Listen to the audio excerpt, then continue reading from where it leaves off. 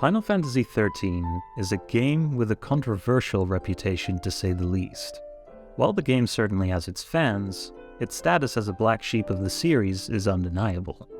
In a series of polls posted on the FF subreddit in December 2021, where each round users would vote for their least favorite mainline game in the series, and the loser would be eliminated, 13 was the second game out, only beating out the catastrophe of game design that is Final Fantasy II. We've all heard the common complaints time and again. Issues with the story and characters, lack of things to do in the world outside of combat, and of course, the extreme linearity of the areas for most of the game. There is one community, though, in which FF13 is pretty highly regarded, and that is the speedrunning community.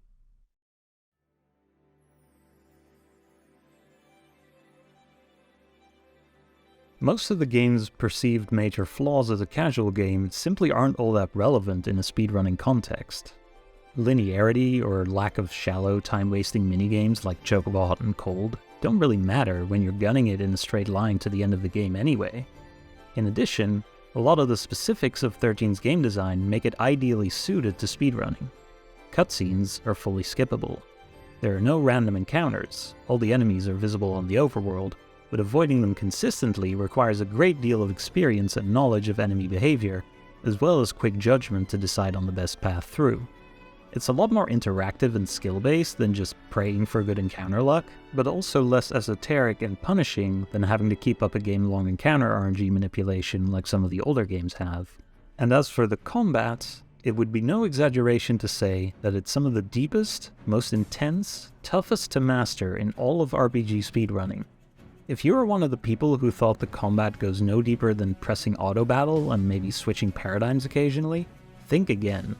Whenever the question of hardest FF speedrun comes up in the community, 13 is pretty much always the obvious answer, with only FF12 even really being in the conversation otherwise. It's not a run dominated by glitches or skips, but simply by perfecting the planning and execution of its mechanics.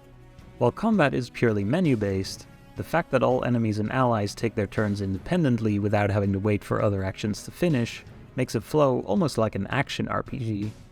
Even though you only have direct control over the party leader, the paradigm system lets you change your party's roles at any time regardless of your ATB bar, which actually gives the expert player a great amount of control, and precise timing is crucial in many of the tougher battles in a run.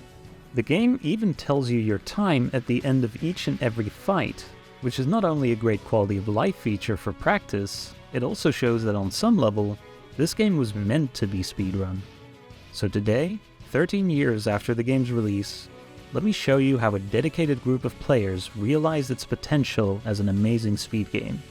This is the history of Final Fantasy XIII Any%.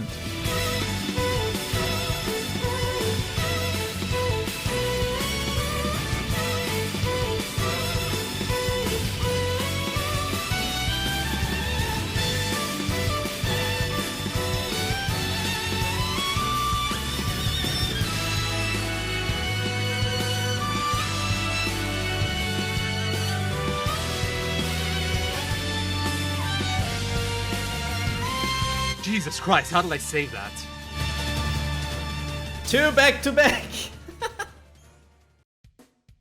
On April 11th, 2010, barely a month after the game's US release, GameFAQ's user GAnakinRPG uploaded a speedrun guide to the website, detailing his first attempt at a fast run through the game, and claiming a segmented time of 9 hours, 58 minutes, and 1 second. The guide is still up there if you're curious. As expected from such an early outing, the strategies described here are extremely rough. Anakin doesn't seem to have made deliberate use of ATB refreshing, a mechanic unexplained within the game that gives you a full ATB bar on all your characters on your first paradigm shift, and then again on any later shift if it has been at least 12 seconds since your last refresh. Making optimal use of this lets you get moves in much faster, so it would become a core component of nearly all battle strategies in later runs. A trick Anakin did make use of was Deceptisol cancelling. FF13 has items called Shrouds, which have different effects to give you an advantage in battle. One of these, Deceptisol, makes you invisible to enemies for 30 seconds, allowing for an easy preemptive strike, but it can also be used to avoid enemies that you don't want to fight but are too difficult to reliably dodge. To avoid using up a Decepticol every time you want to do this, and therefore having to farm a large number of Deceps in early game, you can simply use a Decept to run past one or more tricky groups of enemies, then run back to initiate a battle and immediately hit retry. The game puts you back at the point where you last entered the enemy's battle zone, which is now past them, but also gives you back your Decept since you didn't use it to win the fight. Using this trick, a single Decept can be used to dodge as many encounters as you want, at the cost of about 10 seconds to enter and retry a fight each time you use it. When it came to late game, Anakin took no risks in ensuring that he'd be able to beat the tough fights in the final chapters. He made use of a well-known grinding spot near the start of Chapter 11, where there are two powerful enemies that give good CP, are easy to defeat since you get a guaranteed preemptive strike on them, and can be respawned quickly. Now, how much time did he spend grinding here? A few minutes? Maybe 15 to be really safe? How about over an hour? Yeah, that might have been slightly overkill. Some of his fight strategies were also real head-scratchers. Wait, so you summon Odin on Skytank, do a bunch of stuff, use the finisher, then afterwards slowly take down each part? So, what did the summon do? What? Okay, so clearly there was some time to save over this first attempt. Over the next several months, a few users over on Speed Demo's archive, including Anakin himself, bounced ideas back and forth to improve the time, with one user named Sportlove claiming in August that he finished an unrecorded segmented run in 6:46:54, over 3 hours faster than Anakin. There were plans to clean up the route some more and record a full segmented run, but this never ended up happening, let alone any attempts at a real-time run. But as activity in the thread dwindled, rumblings began to emerge of runs being done elsewhere. As was the case with many games around this period, the real early innovators were the Japanese. The earliest RTA run that I was able to find is this 721 from runner Oinari in September 2010, though it's possible that faster runs already existed at that point. Over the next few years, the Japanese runners would be the ones leading the charge and setting the benchmark for what FF13 speedrunning could be. Unfortunately, few of these runs were saved after broadcasting on Nico Nico, so we don't have a clear picture of how the route and records progressed during this time. What we do know is that by late 2012, two runners had risen to the top, Harion and Smorkun. Both had gotten runs under 6 hours, with Harion having the record with a 5:56:56. From what little we know about his route, he apparently had Hope set as the party leader in the last two chapters, a curious choice even back then, as most of Hope's abilities leaned defensive, though Harion apparently used his unique full ATB skill Last Resort to great effect. It's unfortunate that so much of the game's early history is lost to time, but in 2012, at long last, players outside Japan started taking an interest in real-time FF13 runs. Foremost among them was Zoning. Zoning had initially gotten involved with high-level 13 play by doing the No Crystarium challenge, and got into speedrunning by putting together a segmented run of 6:06:26 in early 2012. He then decided to set his sights on RTA, but he was facing the same issue we are. He didn't have video of any of the top-level Japanese runs. What he did have was the chapter splits from Harion's record. So, using his segmented run as a base, he started refining the route and doing each chapter over and over until he could get close to Harion's times. He knew he had at least one advantage working for him. Nico Nico's speedrun leaderboards were often very strict on disallowing glitches and exploits, and in this case that led to them banning Decept cancelling. This meant that they had to spend a lot more time farming for Decepts, leading to a net time loss of about 5 minutes depending on how many dodges they decided to Decept. Together with another runner by the name of Dylan, Zoning developed a route that would be capable of matching the Japanese times, though he would need to still polish his execution a lot in order to catch up. At the end of the year, they got in contact with Harion and Smorkun, and together did an international race. This gave them a great opportunity to see these other routes in action, and combine ideas to improve their route even further. After this, Zoning was ready to start the grind. He quickly started getting times in the low 6-hour range. As he streamed attempts on Twitch and posted about his progress in the SDA thread, more people began to take notice and the community grew. By the end of February 2013, Zoning had gotten his own sub-6 and was now mere minutes off the record.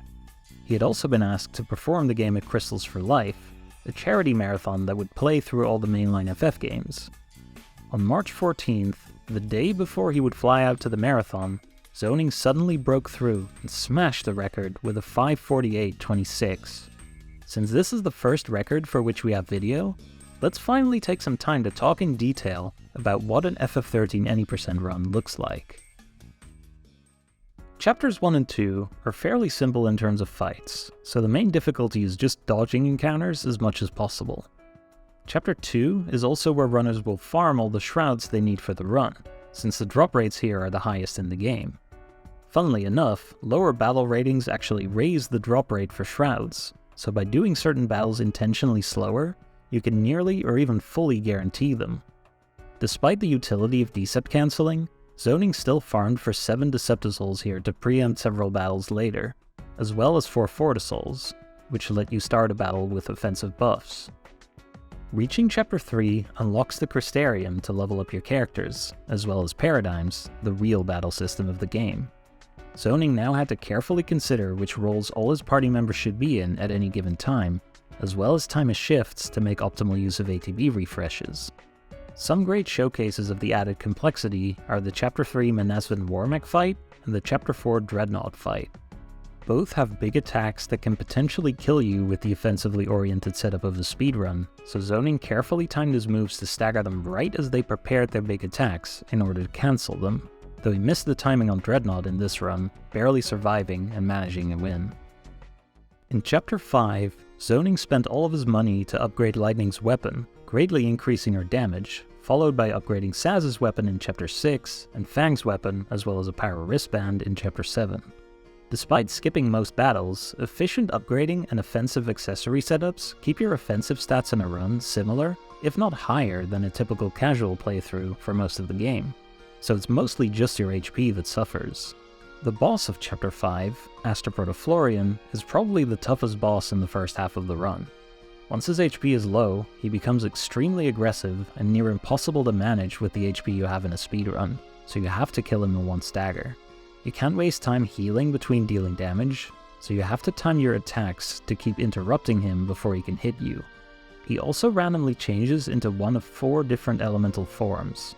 If he goes into fire, as he did for Zoning in this run, your best course of action is to wait for about 30 seconds for him to change form again, as Lightning does not have access to Blizzard at this point, making a one-stagger kill impossible.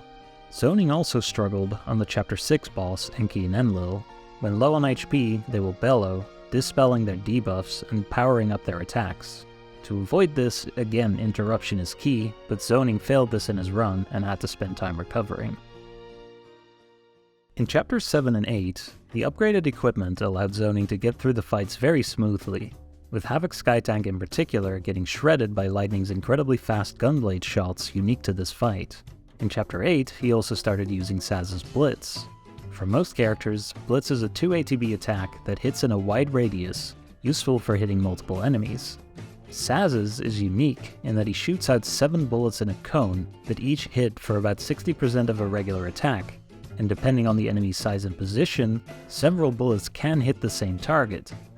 Since most bosses tend to be large, Blitz often significantly outdamages regular attacks, making Saz a great damage dealer despite his middling stats. Starting at the final section of Chapter 9, the party members all gather, and you first gain the ability to choose which characters to use in battle. Zoning used Lightning, Saz, and Vanille for this section, making his way down the bridge area by fighting 4 mandatory and pretty scary encounters, then facing off against Barthandelus. He staggered and killed Bart's small heads one by one, then debuffed and staggered the main head to deal massive damage. Unfortunately for Zoning, Bart had time to start charging his Destrudo attack, which resets his chain gauge back to 0, preventing a quick kill. The fight with Sid in Chapter 10 went a lot more smoothly, building up to stagger while using Fang's Sentinel roll to tank his attacks, then juggling him until dead to prevent him from transforming into his lethal second phase. The next 3 bosses are the last of the Eidolon fights, Since Eidolons don't have HP, you don't need to worry about staggering or debuffing them. For the most part, you just chain to fill up the Gestalt gauge while trying to stay alive. For Alexander and Hecatoncheir in particular, Zoning employed positioning manipulation by shifting paradigms at the right time for his Sentinel to stay as far away as possible from the other characters, to minimize AoE damage.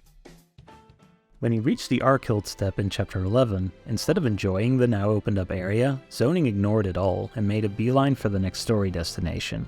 Since the game expects you to explore and do missions for a while, this meant he would now go from pretty underleveled to severely underleveled for the final 3 chapters of the game, which are packed with tough bosses.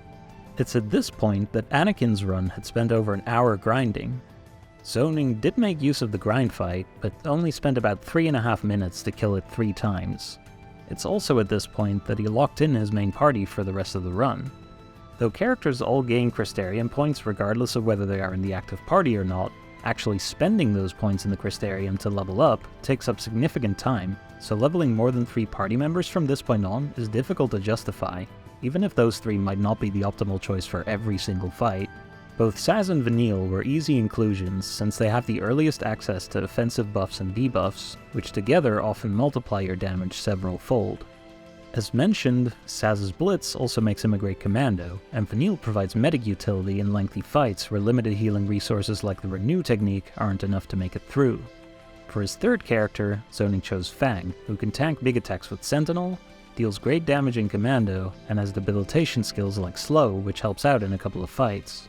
As for the other 3 characters, while Lightning is great on offense, he has almost 0 support utility without leveling secondary roles. Hope's skills are too defensively oriented to be consistently useful, and Snow? Well, we'll get to Snow later. Making his way to Taijin's tower, Zoning now had access to Warrior's wristbands, as well as highly efficient upgrade components in the shop, so he boosted his strength up another few notches. To progress through the tower, he now had to beat 6 mandatory missions for which he was severely underleveled, so he had to get preemptive strikes on all of them. Some of these he did manually, for others he used a Decept. Dahaka, the boss of the tower, was dispatched easily by staggering him before he could use his most dangerous attacks, at which point he helplessly falls to the ground and dies without much issue.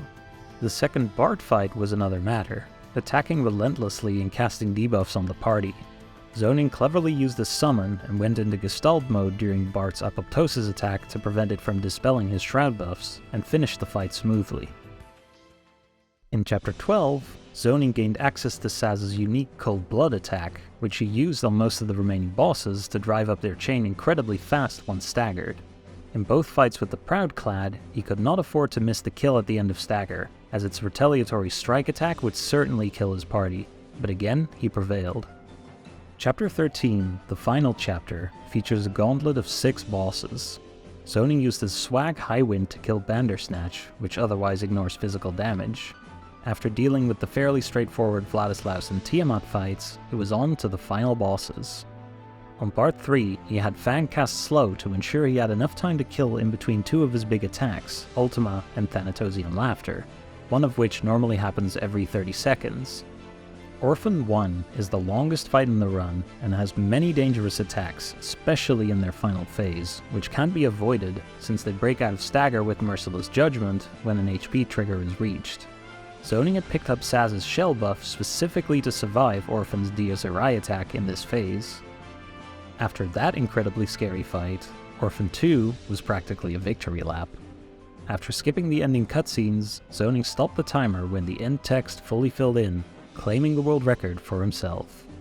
He'd beaten Haryan by over 8 minutes, so it wasn't just Decept cancelling that got him the record.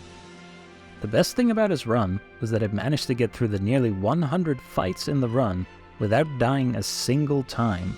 As we'll see in the years to come, deathless runs of 13 are far from easy to achieve, even for world record caliber runners, so getting one at this point is honestly an underappreciated achievement. Over the next few months, Zoning and the budding community would continue to work on improving the route. Shroud farming started getting cut down, from 4 Fortisouls down to 2. Upgrading got shuffled around to get better stats earlier. The Highwind strategy on Bandersnatch, cool though it was, got replaced with using Bahamut, since summons also ignore damage resistances. Summoning also started to be used to help survive in Orphan 1's last phase, to prevent having to go deep in Saz's Synergist Crystarium for Shell. Most importantly, the grind fight in Chapter 11 was completely axed from the route. With these and other improvements, as well as cleaning up a lot of the slow fights from his first record, Zoning felt that a sub 540 should be easily achievable. He was joined by friend and fellow runner Silverlol, who improved several endgame fights to make them smoother, and the two of them pushed their times lower, with Zoning retaining the lead over Silver. But as time went on, though he managed to get multiple runs that had the potential to push deep into the 530s, he would inevitably lose them in the brutal gauntlet that is FF13 endgame, and it started to burn him out on the run. In July, Silver managed to snag the record with a 540 which has no surviving video. Frustrated, and wanting to get his goal of sub 540 over with by any means necessary, on July 28th, Zoning decided to do a run with the safest strats he could reasonably go for, going back to the Shell strat for Orphan 1 among other things. Despite what was by this point a mediocre first half by his standards, as well as a death to Gelatitan, the strategy paid off and he reached his goal by getting a 536.30.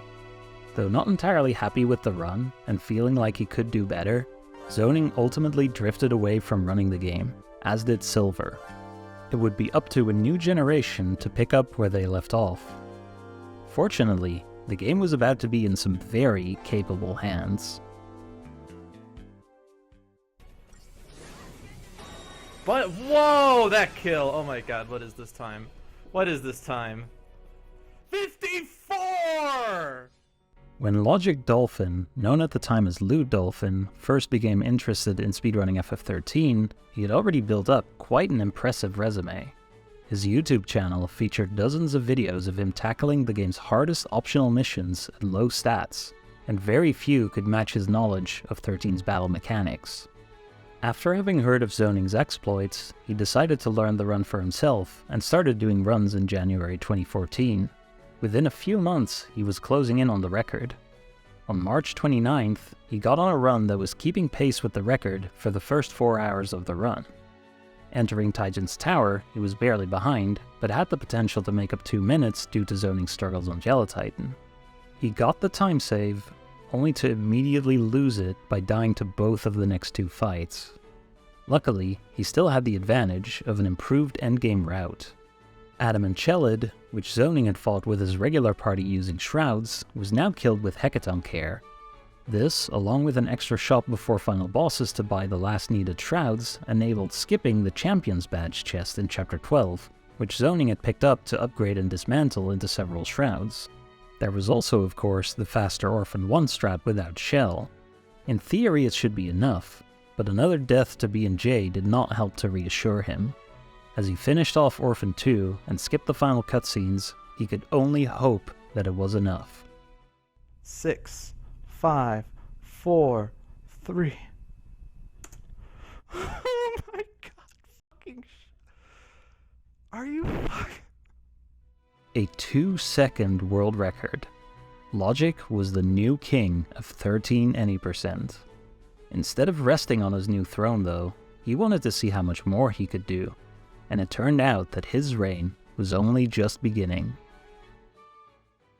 On June 5th, Logic cleaned up the deaths from his first record to improve his time by over 5 minutes with a deathless 5:31.05.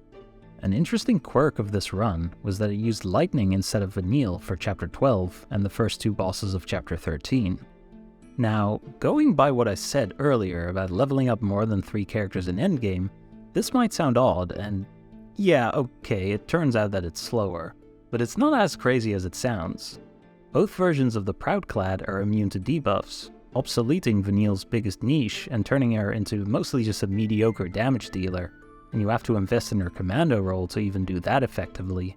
Lightning deals much better damage, and her Eidolon Odin is better for Adam and Chelid than Vanille's Hecaton. So in exchange for more time in the Crystarium, you get faster and safer fights in Chapter 12. This was later judged to still not be worth it overall, but for now it was enough to secure this sizable record. 2 weeks later, still using the Lightning Chapter 12 route, Logic cut another 4.5 minutes off the record. Despite deaths to Alex, Dahaka, and Adam and Chelid, as well as losing a minute to PC2. It should be noted that by this time, it had become standard to get the second stagger on PC2 before he goes into his aerial mode, which meant that failing the kill did not result in him doing his deadly retaliatory strike, but it still meant having to take time for a third stagger. So, with all of these time losses compared to his previous deathless run, what had happened to still record by such a large margin? Well, quite simply, his first 10 chapters were very good. While the fights in the first half of the run are mostly nowhere near as dangerous as the endgame, time loss from failing dodges can add up massively, especially in chapters 1 and 4, which have lots of tricky and unpredictable enemy formations. By having solid dodges, as well as saving time on some slow fights in his PB, like Bard 1, Logic had been 10 minutes ahead at the end of chapter 10.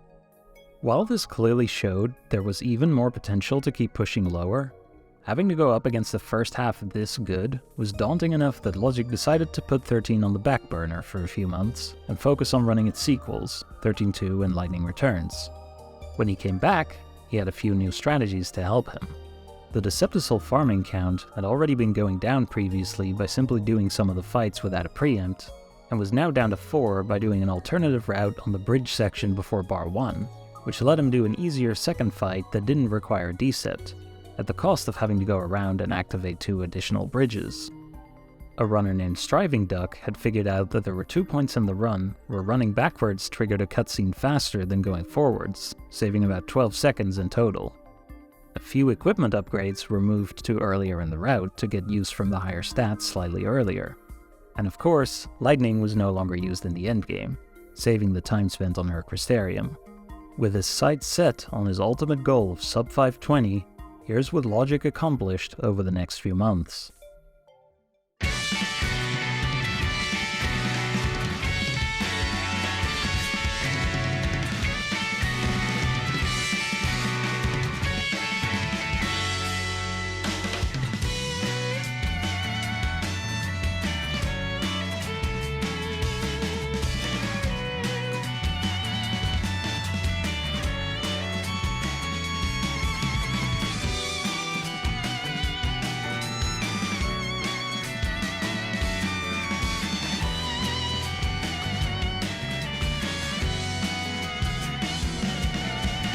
Logic was slowly edging closer and closer to his goal, and it seemed like he could get it any day. Then, 2 days after his latest record, this happened. And that is how you world record with 3 seconds. A new world record, 3 seconds faster than Logic's, by a relatively new runner named Maelstrom. Although, not all was as it seems, for you see, 2 months earlier, FF13 had released for the PC.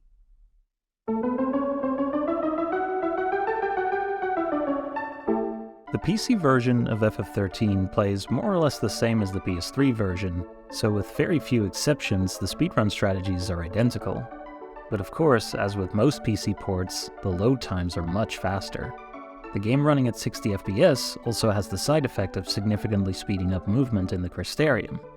We don't have an exact figure of how much faster PC is, and a definitive number is impossible regardless because of differences between routes and individual runs, but at the time it was thought to be a little over 10 minutes. For the remainder of this video, I will be covering both the PS3 and PC records, as their histories are deeply intertwined, with both remaining competitive categories to this day. While we're on the subject though, you might be wondering, well, what about the Xbox 360 version?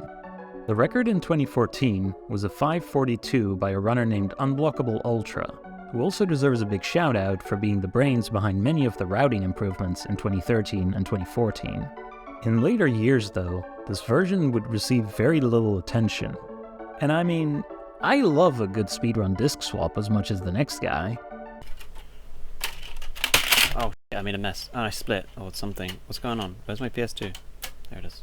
But it is the slowest version of the game after all, and relatively few people own it in the first place.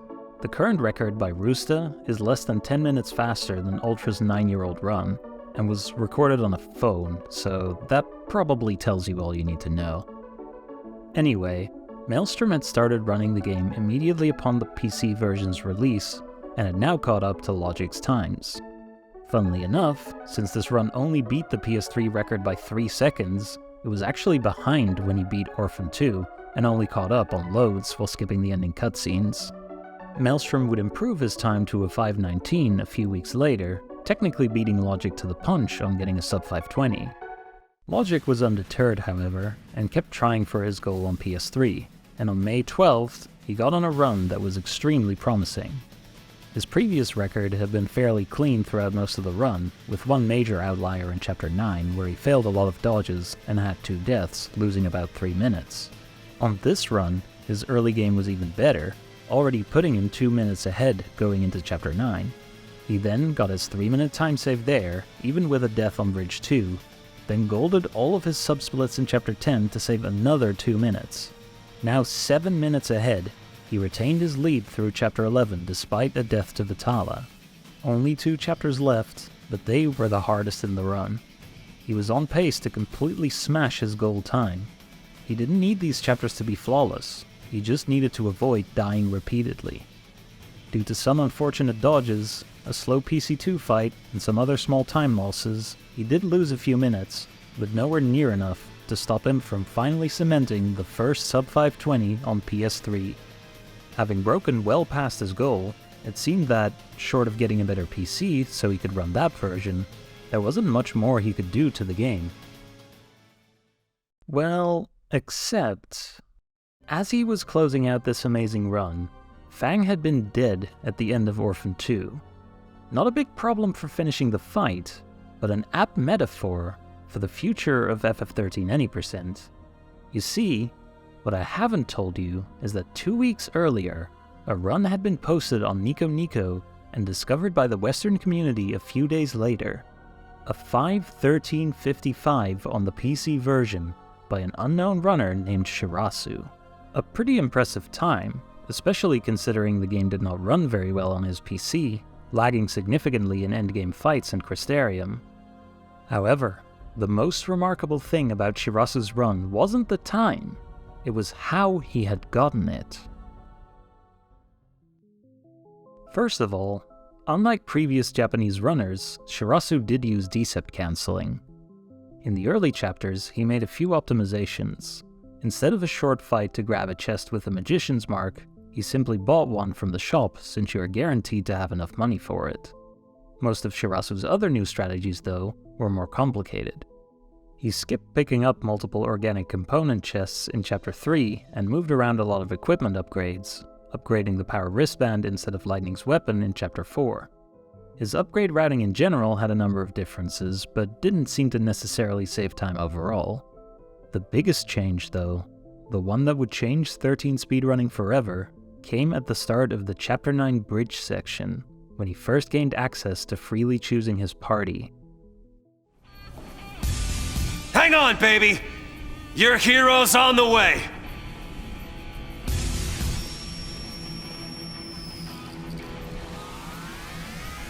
Snow as a party member functions very similarly to Fang. They're both strong commandos, and they're the only 2 characters with Sentinel as a primary role. From the earliest routes, Fang had always been the preferred choice for a few reasons. She's a required party member for the early parts of Chapter 9, as well as all of the last 3 Eidolon fights, so she needs some amount of stat investment to keep up till that point, whereas Snow can be completely dropped midway through Chapter 7. Fang also has greater strength gains in her Crystarium, though it turns out that in an any percent context, the difference is almost negligible. Lastly, being able to cast slow on endgame bosses like Bart 2, Bart 3, and Orphan 1 had seemed invaluable to help manage their attacks. But why make the enemy go slower, if you can simply go faster? Snow having earlier and better access to Ravager made a much bigger difference than originally imagined. In fights where Sentinel wasn't needed, Fang would often do very little to help progress the fight until the enemy was staggered and she could start rolling out damage. With an extra primary Ravager in the party, Shirasu could get to stagger much faster, saving time on nearly every fight in the second half of the run. Now, it wasn't all sugar and rainbows. Snow needed a bit of extra CP to be able to afford both his accessory slot and ATB segment before PC1, important to reliably do enough damage, so Shirasu worked in a single iteration of the grind fight in Chapter 11. This wasn't a huge loss though, as the extra CP also allowed Vanille to get her own ATB segment for the Hecaton fight, saving back most of the time spent on the grind fight right away. The lack of slow, though by no means a deal breaker, was also felt. Bard 3, for example, was now optimally about 20 seconds faster, but without slow you have to deal with getting interrupted by Thanatosian laughter during stagger, making the one stagger kill much, much harder, and making it arguably the hardest fight in the run. In Shirasu's run, it went exceedingly wrong, and while he didn't die, the fight took him 3 minutes longer than normal. There were a few other notable routing improvements that Shirasu showed off. His Bar 1 strat was a thing of beauty, making use of the fact that multiple commandos will target different enemies, in order to take down multiple of Bard's heads simultaneously without having to constantly rebuff to hit different elements. This made dealing with the small heads extremely fast, though not having Vanille in the party for debuffs meant killing the main head took a bit longer, having to rely on a difficult interruption strategy to prevent him from using Destrudo. Shirasu was also the first to realize that Hope only runs at about 93% the speed of all the other characters, so switching him out immediately upon getting to the Archild step, rather than running all the way through and well into the tunnels, was just a free 15 seconds or so saved. Finally, Shirasu dodged the fight with a Vernal Harvester and Tyrant in Chapter 12, which had previously always been fought. Since the enemies never notice you, there's no way to get them to move out of the way by themselves, so Shirasu manipulated his party members to run into them and push them enough to create a gap. This had been known to be possible before, but Shirasu was the first to work out a setup consistent enough to be used in runs, saving around 45 seconds if done successfully. Reaction from the Western community to this new route was excited, even more so when 5 days after Logic's 5:16, Shirasu posted another run, a 5:09:09, almost 5 minutes faster than his previous one, due almost entirely to losing less time to endgame fights. Then, he vanished from the scene, having revolutionized the route, leaving the other runners to decide what to do with these new ideas. While Logic wanted to spend some more time testing to see if some aspects of the old route could be kept, Maelstrom decided to simply copy Shirasu's route and immediately started doing runs of it.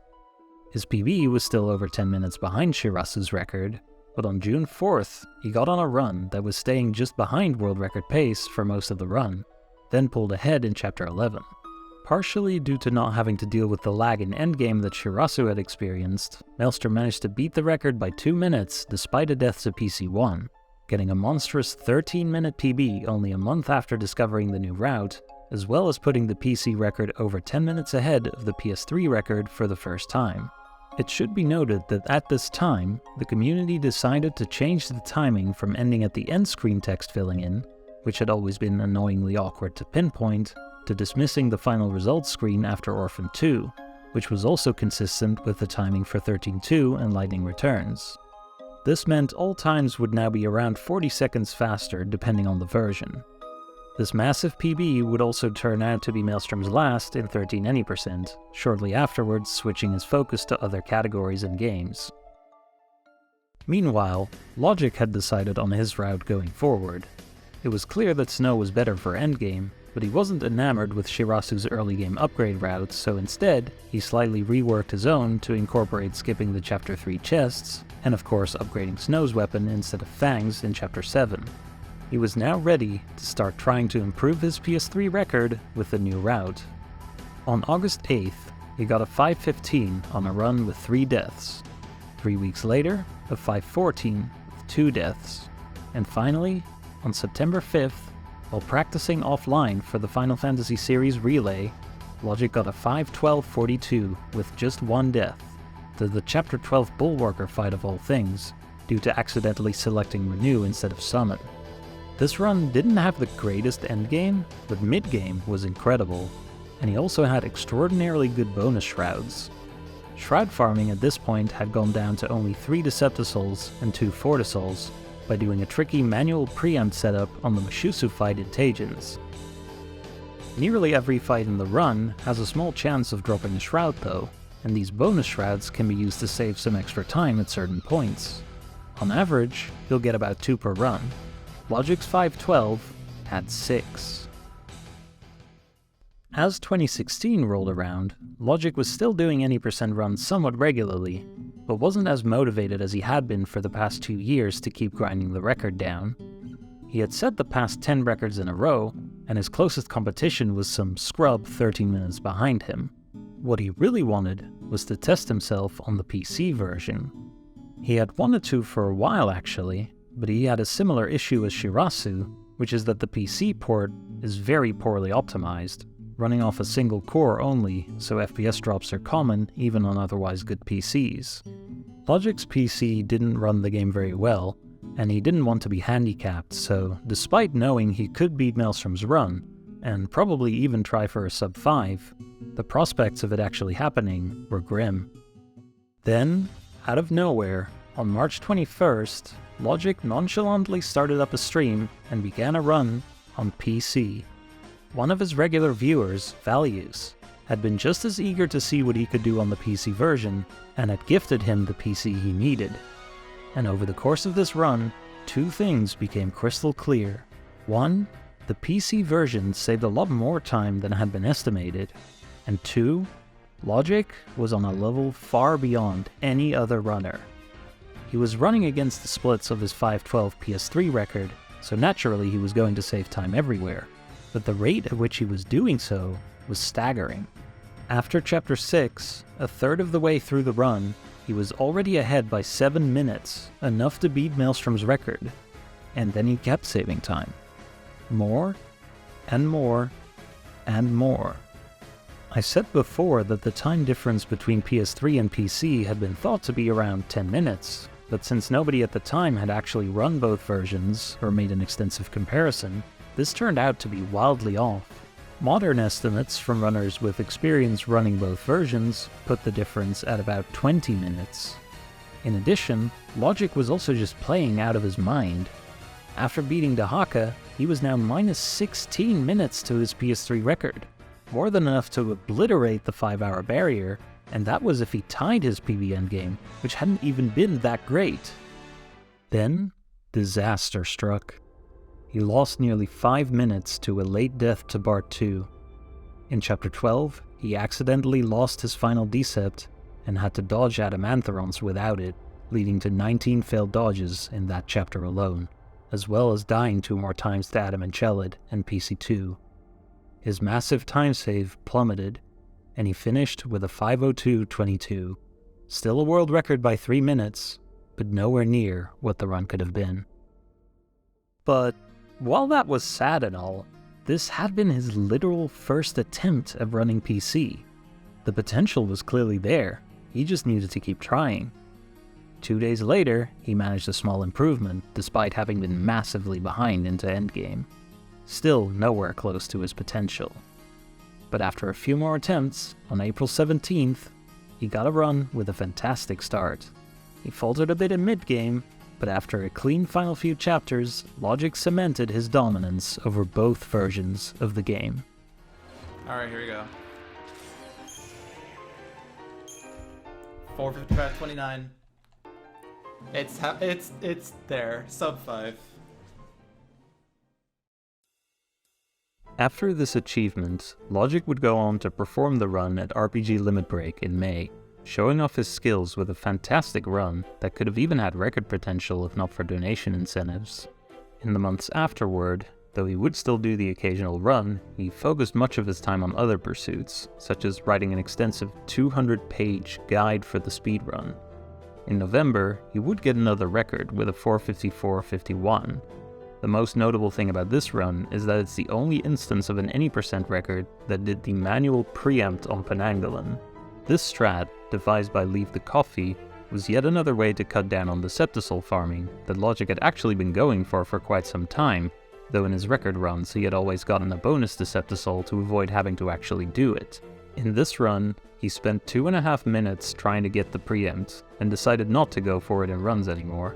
Because the manual setup takes long enough that you only save time if you get it first try, which is far from consistent, no other runner has gone for the 2 Decept route since to this day. This run also tragically had a death on Orphan 2. I described it as a victory lap earlier, but with enough bad luck it can actually get pretty hairy,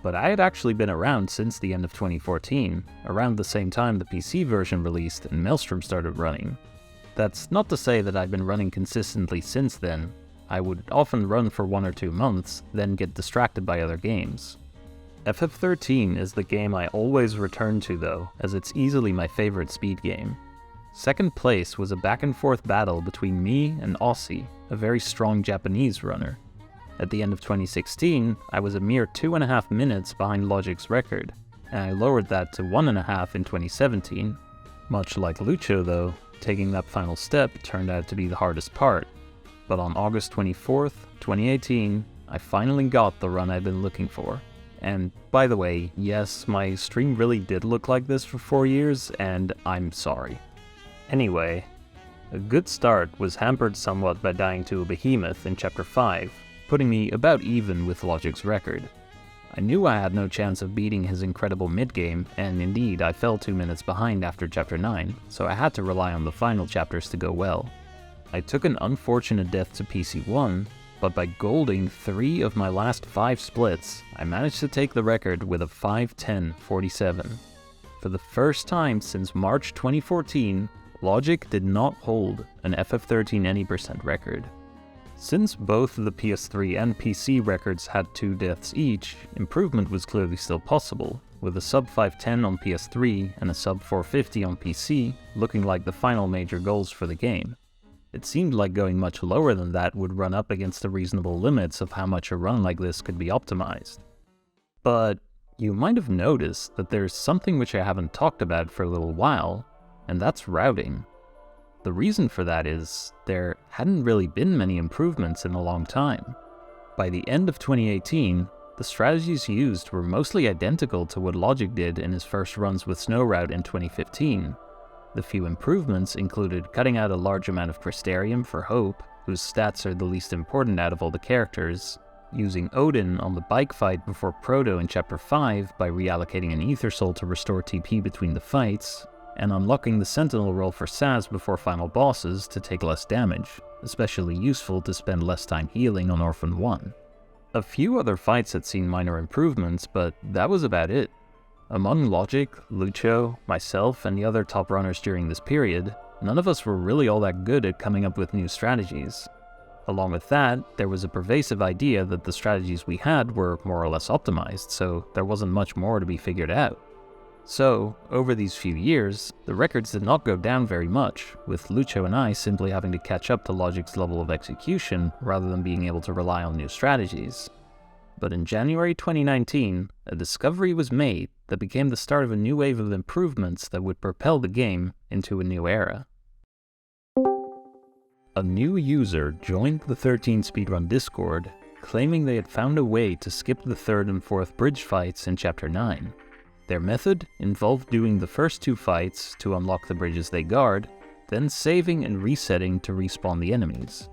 Then, by running into and immediately retrying both of these enemy groups, the enemies further on would despawn. The cause of this mysterious phenomenon was soon discovered. The battle zones for the first 2 enemy groups contained the spawn and despawn triggers for the latter 2 groups. By running backwards into these zones, the despawn is triggered and the enemies further down disappear. Now, normally, if you were to then run forwards again, you'd hit the trigger for the enemies to spawn back in. But since engaging and retrying a battle puts you back outside the battle zone, you are essentially teleported past the spawn trigger and the enemies stay despawned. The original save and reset method was deemed impractical, especially because it also relied on going back to the much harder Bridge 2 fight that had been routed out in 2014. So for a while, an incomplete version was used where we kept the easier fight and only despawned Bridge 4. Later in the year, this idea would be refined once a reliable Deceptless strategy for the harder Bridge 2 had been worked out, and the precise requirements for despawning and respawning the relevant enemies were better understood, allowing for both Bridge 3 and 4 to be skipped without a save and reset, saving over a minute in total. The details of these strategies were worked out by a runner named Brewsta. He had already shown his routing talents with his countless contributions to Final Fantasy XII, and in 2019 he became the brains behind the majority of new strategies in 13, in addition to completely upending FF10 with the Bahamut endgame route. In February, he revisited an idea from Shirasu's route, upgrading the power wristband in Chapter 4 instead of Lightning's weapon. Though it speeds up the end of Chapter 4 gauntlet fights, this hadn't caught on because focusing purely on physical strength meant that Proto could only be killed quickly in 2 of his 4 possible elemental forms, rather than only fire being a problem, because Lightning only has access to 2 elemental strikes. With some tweaking, however, Rusta made the ice form work with the summon, making the route overall a good bit faster, at the cost of a more difficult Proto fight. Meanwhile, a talented new runner had appeared. Meet Serena, a former competitive Melee player who picked up 13 on PS3 as her first serious speed game shortly after I got the record. She was a very consistency-focused runner, even going so far as to farm an extra Deceptisol for the Mushisu preempt and a Fortisol to make Part 2 easier. While not optimal, it clearly worked for her, as she very quickly rose to the top level. On February 23rd, she was the first to implement Rusta's new upgrade route in a run, and carried that run ahead of the record into endgame. Heading into the final bosses, it was looking like a sure thing, just as long as she didn't die. Then, on Orphan 1, Serena had some bad luck and failed to do enough damage in the first stagger to push Orphan into their final phase, instead having to deal with the normally never seen Darkness phase, which, let's just say, she wasn't too familiar with. Okay, well now Vanille... What the f*** is that? I have never seen this shit. Despite losing a minute to that fight, Serena still managed to get a new record of 5:10:13, a 34-second improvement. This run was also notable for being the first deathless record since Logic's 5:31, nearly 5 years ago. I really was not kidding when I said this run is hard. Once I had some time to run again, I took back the record, once again by a small margin of only 15 seconds, with what I felt was overall a mediocre run that was saved by again being deathless. It was just barely good enough for the first sub 5:10 on PS3 though, accomplishing what I had previously considered to be my final goal for the game. Now though, with an active rivalry between me and Serena, and new strats to work with, we both wanted to keep pushing. With a very clean run, we knew a 5:07 or 5:06 would be possible, though getting a run that good would likely take some serious grinding. As it turns out though, that was not the case. Nearly a week after my new record, Serena pulled out a run that exceeded all expectations. A 5:05:59, once again deathless, with this run also having an unusually low number of failed dodges. This time was even crazier when considering Serena was still getting 2 extra shrouds for safety, though the time loss from it had been slightly mitigated by the realization that the Fortisol could be picked up from a chest in Chapter 7 a bit faster than grinding for it in Chapter 2. Aside from that, there simply weren't any particularly big time losses. It was the cleanest 13 run that had ever been done, and trying to beat it seemed like a monumental task. That is, of course, with the strats we had, and Rusta had only just gotten started. For the moment though, let's consider the PC record, which was still Lucho's 4:53, having stood for nearly 2 years by this point. Since then, the PS3 record had gone down almost 7 minutes, and a good number of new strats had come out, so by now it was starting to look pretty shabby. So, Logic seized the opportunity to take the record back, as well as achieving the first sub 450 time. Unbelievably, this run actually had a whopping 5 deaths, though most of them were relatively quick. Aside from that, his run had been immaculate, with dodging nearly on par with Serena's PS3 record, and capped off with an incredible sub 20 minute Chapter 13, which was unheard of at the time. It was at this point that the community, and Rusta in particular, really started to go into overdrive with routing improvements. I can't possibly cover even most of it in detail, but let's go over the most important changes. The biggest was in Chapter 2, cutting out a short fight to grab a chest with a power wristband, which Rusta realized we could just buy at the start of Chapter 3 by selling one of Snow's weapons early. With the added money, we could also afford an extra Magician's Mark, speeding up several fights in Chapters 3 and 4.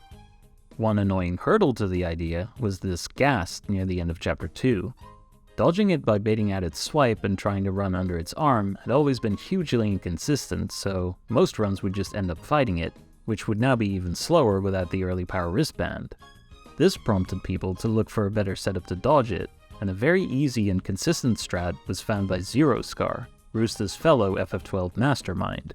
With these changes, early game became significantly faster and more consistent in one fell swoop. In the mid to late game, upgrades in Crystarium were getting optimized, cutting stats wherever possible to minimize menuing time, especially on Vanille, who is the least important for dealing damage. Individual fights were also getting improved all over the place, a particularly nifty example being Orphan 1. By summoning at the start of the fight, the damage from his initial Merciless Judgment can be nullified, which lets you get going much faster without having to heal up first. Using all of these strategies, more and more runners were now getting sub 5 times on PC. One of them in particular, a newer runner named Kayaroon, who had picked up the game at the start of the year, managed to get his time all the way down to a 4:50:15 in October, less than a minute off the record, pushing Lucho down to 3rd place in the process. This, combined with the allure of the new strategies, was enough to motivate Lucho to return to doing record attempts, and he soon reclaimed his throne with a 4:47:55. He knew he could do better though, and a week later, he was on the run of his life. A mediocre Chapter 1 and a menuing mistake forcing him to retry on Bart 2 were the only major blemishes on what was shaping up to be an incredible run. Going into Chapter 12, he was 6 minutes ahead of his previous record. But unfortunately, on PC2, Lucio failed to do enough damage in the first stagger to trigger the second phase of the fight, forcing a retry. For some bizarre reason, the game was seemingly so disappointed in him that it got stuck on the subsequent load screen for 50 seconds before letting him try again. Despite this frustrating setback, Lucio still clutched out a new record by over 3 minutes. Okay, wait. So 4:45. This record would close out 2019, by far the most fruitful year for 13 Any% since the advent of Snow Route in 2015, and the competition would only heat up more from here on. At the start of the new year, I decided to make another push for the PS3 record. Serena's 505 had seemed near invincible when it was set half a year prior, but the strategy advancements since then had rendered it much more beatable. On February 8th, I got on a run that didn't start out particularly promising. Despite the big new early game time save and Serena's extra shroud farming, I was actually half a minute behind the record after Chapter 4. But from Chapter 5 onward, I proceeded to have good chapter after good chapter, slowly building up a 3-minute lead over the next few hours. Normally I would have been very nervous during endgame on a pace like this, but it just so happened that I'd lost a run on very similar pace to PC2 just a week before. Knowing that I could repeat that performance helped tremendously in calming me down this time around, and I managed to execute a solid endgame to snag what I would probably still consider my proudest record I've ever gotten. Yes! Let's go! 502. During this period, Serena was focusing on some other games and not paying attention to what was going on in 13, so she didn't actually notice I'd bopped her by 3 minutes till I brought it up in her chat one day. Excited, she soon returned to try and take the record once more. No longer farming an extra Deceptisol, and being probably the most skilled runner when it came to dodging, she became frighteningly consistent at getting insane early game times. Since this was by far the weakest part of my record, she would regularly be 2 to 3 minutes ahead after Chapter 4, but ultimately lose those runs later on. Over on PC, while Kayaroon's push for the record had been stalled by Lucho's return, he wasn't deterred, and kept improving his PB until he was once again within striking distance. During runs, he would often sit in a voice channel in the 13 Discord, with other runners joining in during their own streams, or just to hang out. So it was on the 21st of March, when Kaya got on a good-looking run. He wasn't able to keep up with Lucho's record for most of it, falling about 2 minutes behind early on, but he knew he could save all of that back in Chapter 12 by not dying to PC2. With the community cheering him on in the call, Kaya did exactly that, and claimed his first world record. He's done it! Oh my god, we got it! Fuck yes! Oh! took you long enough. I'm so shaking. You can't believe it. Meanwhile, Serena was continuing to pump out runs with incredible starts, and on April 4th managed to carry one of these runs into the second half while staying more than 2 minutes ahead of the record. This is kind of the next level nutty right now. Despite a quick death to Penanggalan and a slow PC2 fight, she entered Chapter 13 with a chance to do something historic, a sub-5 run on PS3. She just needed to get through these last 6 fights without deaths or major time loss. It was all going according to plan, until she just barely missed the 1 stagger kill on Bart 3. She desperately tried to stay alive and take out the remaining sliver of his HP, but by the smallest of margins, Bart hung on long enough to finish off her party. Despite this heartbreaking death, the run still ended up being a new record by 20 seconds, and showed the potential for improvement that would be possible with a truly clean run. Around this time, some interesting videos showcasing new and improved fight strategies began to appear on a long-dormant YouTube channel. The uploader was none other than Shirasu, returning to 13 for the first time since dropping the mic after introducing Snow Route, to once again show off some creative new strats. His first 2 improvements were simple removal of some unnecessary safeties, not casting Protect on Hope for the Odin fight, and not using Sentinel on Kalavinka Striker. His third video, though, blew our collective minds, using Odin on Sky Tank? Where have I seen that before? Oh, right. Anakin, you sly bastard, you knew the whole time, didn't you? Okay, so Shirasu was not actually using the summon for damage, but for its passive provoke effect. Lightning's gun attacks are so OP in this fight that just preventing her from getting interrupted by attacks is actually more useful than having a full party to attack with. It also allowed us to cut down on paradigm menuing, since we didn't need to set up Hope for support, ultimately culminating in the modern day route, where we keep the same paradigms for Ushu 2 for the rest of the chapter. Finally, Shirasu came up with a big change to the Tiamat fight. Killing him in 1 stagger in his initial aerial mode is impossible in any percent, since he's immune to debuffs. After stagger though, he switches to his grounded mode, which can be debuffed. Shirasu's idea was to intentionally build up as little chain duration as possible at the start to make the first stagger shorter. This makes the fight more difficult, as you deal very little damage in this first stagger, but overall faster, since you get to the more vulnerable grounded mode sooner. Using these and other new strats, Kaya was continuing to try to push the PC record lower after only having beaten Lucho by a small margin, and in June pulled off a 3-minute improvement with a Deathless run that struggled in mid-game, but had a very nice final 3 chapters. Having solidified his hold over the PC record, he now turned his eye to the PS3 version, where something special was about to take place. Over the past year and a half, the idea of a sub-5 PS3 time had gone from a pipe dream to maybe just barely possible with a godlike run, to inevitable. Serena getting a 502 with a 3-minute death right at the end proved the viability beyond the shadow of a doubt, so the question on everyone's mind was only who would get there first. In June, Serena and I both started doing serious attempts. We were soon joined by Kaya, and even Logic briefly came back to PS3 for the occasion. One of us was about to make history. The race for sub-5 was on.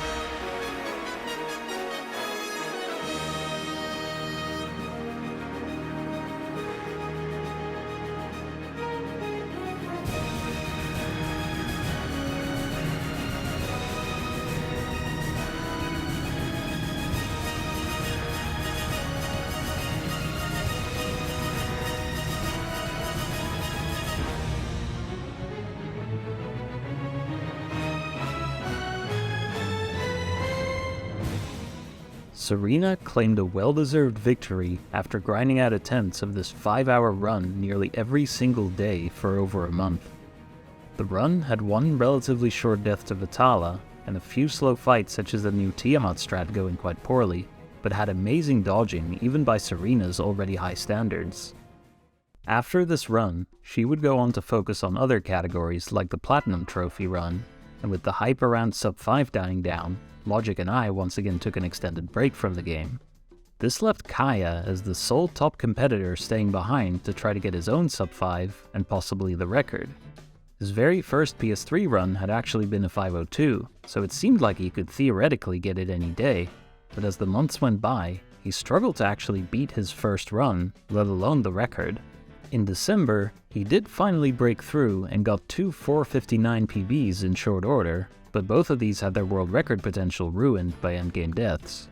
Part of the reason for this is that Kaya is very much an all-or-nothing runner, willing to take more risks than some other runners like me or Serena. If he feels like a strat should be consistently faster with perfect execution, he will demand that perfection of himself. Besides that though, Kaya specifically struggling more with the PS3 version would become a recurring pattern, and there is an explanation for that which I didn't touch on when talking about the different versions earlier. We didn't know it until 2019, but the PC version is actually slightly easier. Running at 60 FPS instead of 30 causes some strange minor differences, the most impactful being that the battle timer runs slightly slower. This affects stagger duration, so a maximum length stagger, which is normally 45 seconds, is actually 1 to 2 seconds longer on PC. That may not sound like a lot, but with Roosta's favorite saying, "stats don't matter," having resulted in more and more stats getting cut down over the last 2 years, getting kills on some of the hardest bosses was now tighter than ever, so that 1 to 2 seconds could really be the difference between life and death more often than you'd think. At the start of 2021, since he was still having no luck in taking the PS3 record, Kaya decided he might as well do some attempts on PC, and quickly found that he was getting runs on very good pace. The console bootcamp, as he put it, had increased his skills even further, and having taken off his weights, he soon delivered another whopper of a record with a 4:37.49, an improvement by over 3 minutes despite taking a death on PC1, thanks in large part to amazing dodging on par with Serena's PS3 record. He was now more than 6 minutes ahead of Lucio, who was still in second place and no longer running actively. With no immediate competition and being more than satisfied with his time, Kaya went back to the PS3 grind. He would continue to get help from new strat developments, though at this point they were getting increasingly granular.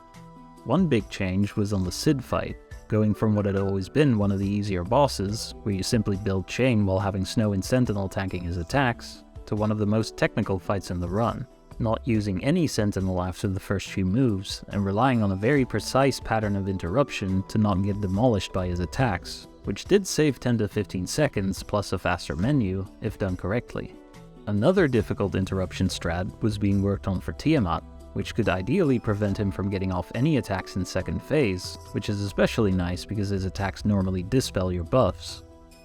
Perhaps the best indication of just how optimized battle strats we're getting at this point is a technique called the stagger slowdown skip. Normally, when you stagger an enemy, the game briefly slows down to emphasize the moment, but certain actions like targeting a different enemy or being in a paradigm shift animation will cancel this slowdown, saving a grand total of 0.7 seconds. And yes, a number of fights started having their strategies tweaked to make use of this technique, especially in the first few chapters. One major new contributor to these improvements was a runner named Zero, not to be confused with Zero Scar, whom I mentioned earlier. He was already a highly accomplished speedrunner, dominating the leaderboard in most of the Suikoden series, as well as being a top contender in Octopath Traveler, so it wasn't too surprising that after a few dedicated months of grinding 13, he was already close to his sub-5 PS3 time. By late June, he became the third person to break that barrier with a 4:59.47. With Zero breathing down his neck, Kaya was more motivated than ever to finally take down Serena's record, and on July 5th, he pulled through. Despite yet again taking a late game death to PC2, he followed it up with a gold Chapter 13 to beat the record by 15 seconds. It had taken him over a year since first getting the PC record, but Kaya was now in first place on both PC and PS3. At last, he was indisputably the best runner of 13, for a grand total of 10 hours. Let's go! Yes! Batman, I'm sorry. I scared Batman.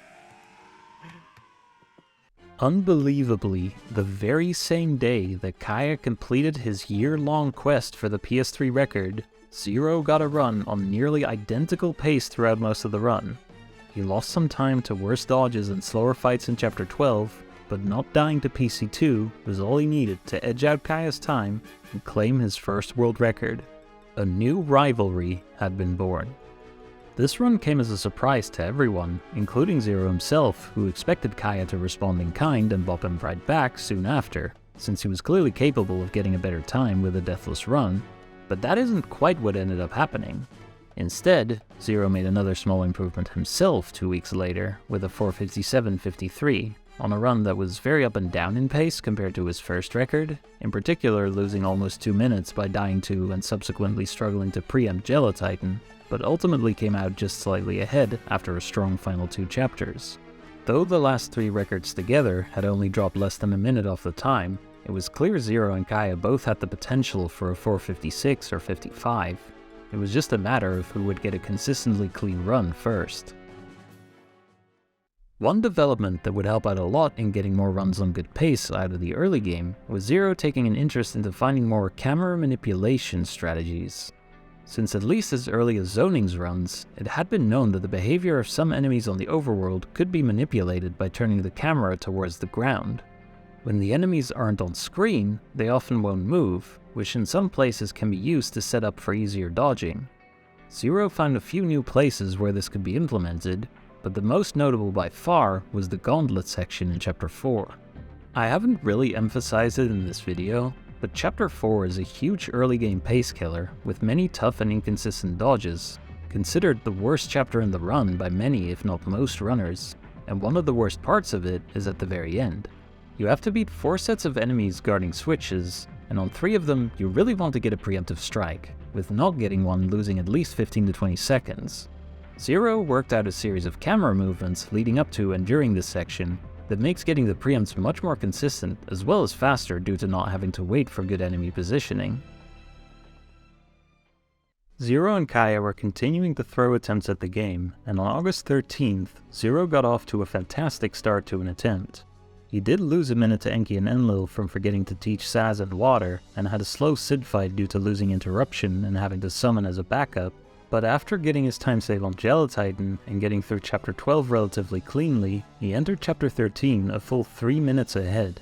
A slow Bard 3 fight due to bad debuff luck cost him a bit of time at the end, but Zero finished the run with a 4:55.26, now putting him solidly ahead of Kaya. I know, Kaya, I'm sad too. I want the 4:54. But we will take the 4:55. Let's go. Satisfied, he took a few months break from the game, and while Kaya did manage to close the distance to about a minute and a half, the record was now optimized to the point that beating it would be extremely hard without a deathless run, which Kaya hardly ever seemed to get on console.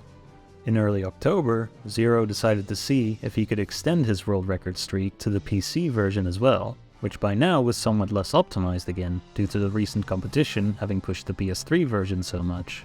It didn't take him very long to find success, bopping Kaya by 6 seconds on a run that was 2 minutes behind the record, and then accidentally misspent CP on Saz and spent another 2 minutes fighting a vampire to make it up? Yeah, this run wasn't actually all that great, but made up for it with an absolutely bonkers endgame. Regardless, the time was clearly beatable, and Kaya saw an opportunity for some poetic justice for Zero beating his first PS3 record within a day. Sure enough, less than 24 hours later, the PC crown was back on Kaya's head. His run had worse dodges and bonus shrouds, but better fights other than a short death to Ambling Bellows, and of course he didn't mess up the Crystarium. The rivalry between Kaya and Zero had officially shifted over to the PC version, with Kaya predicting more to come very soon. Yay! We did it!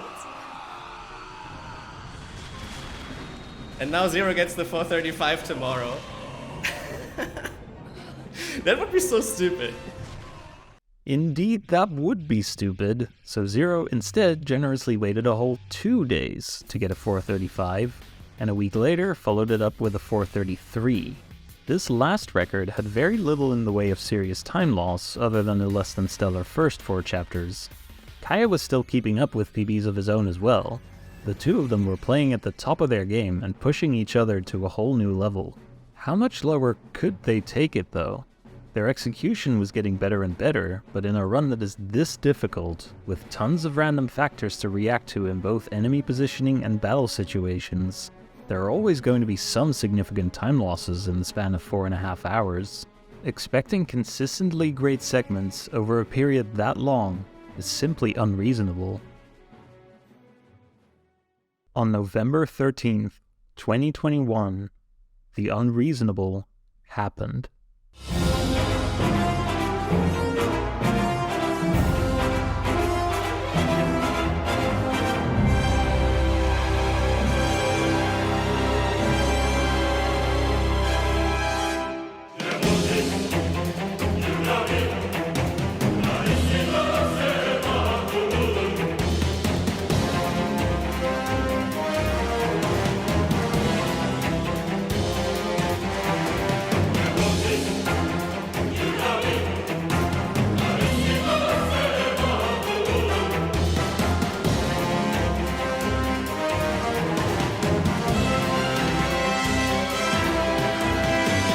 I have to get unlucky somewhere. That can't be that I'm not getting unlucky anywhere.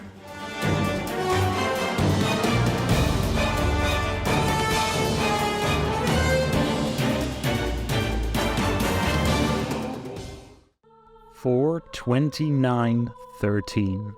A record by nearly 5 minutes this far into the game's optimization was nothing short of a miracle. No deaths, great dodging, and a good number of bonus shrouds. But the biggest reason why this wasn't just a record, but pretty much killed the chance of anyone beating it in the foreseeable future, was that nearly every single fight in the run was good, the sole exception being a slow Tiamat. Everything else was textbook.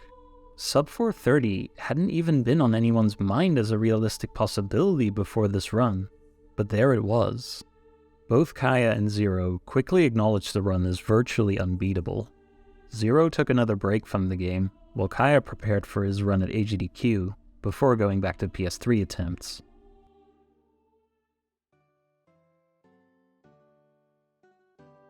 "2021 came to an end, and after 3 years of intense world record competition and strategy improvements, 2022 ended up being a quiet year for the game.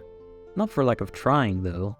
While Kaya wasn't streaming quite as often as before, he was still regularly trying to beat Zero's PS3 record, which, while very good, was far more beatable than his own PC record.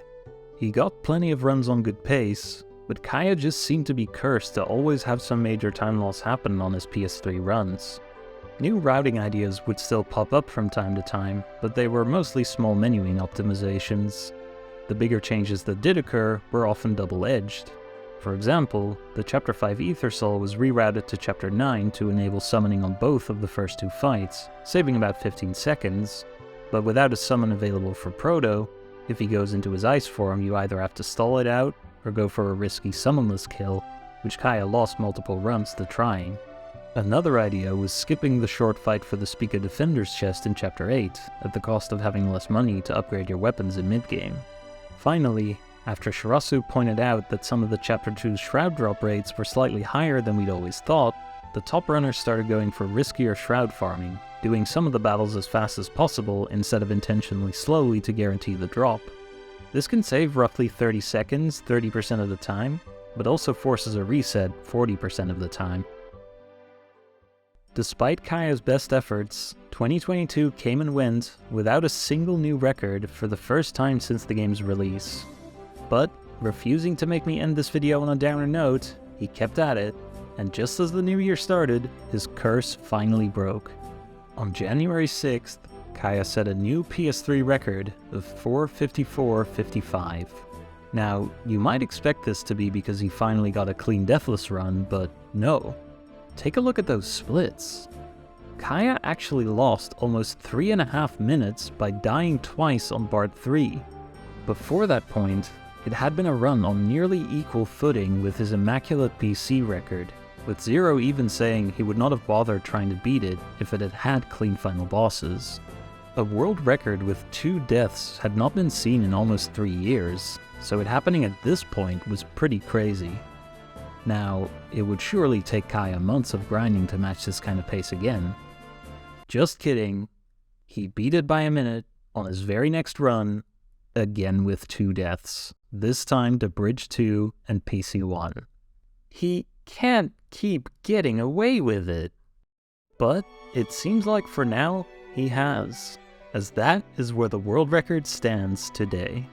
Only time will tell if Kaya will eventually get the near-perfect PS3 time to match his PC run, if Zero or one of the other top runners will make a comeback, or if a new face will show up to take the game to the next level once again.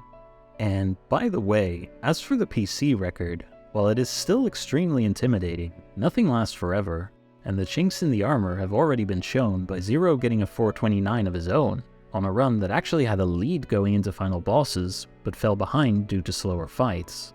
Sure, it did take a ludicrous 7 bonus shrouds to get that close, but it proves that even this record isn't invincible.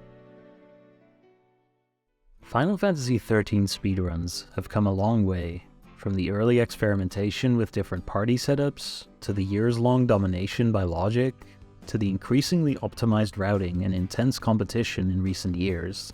Speedrunning 13 truly brings out the best in what even I can agree is a very flawed game in many ways, by showing off the robustness and depth of its combat system, and I would suggest anyone with an interest in RPG speedrunning to check out the run for themselves. A huge thank you to all the runners who helped me out with the research for this video, to everyone who encouraged me during its production, and especially to Jay Tetz for taking on the editing. I've been Mr. Zwanzig, and I hope you have an excellent day.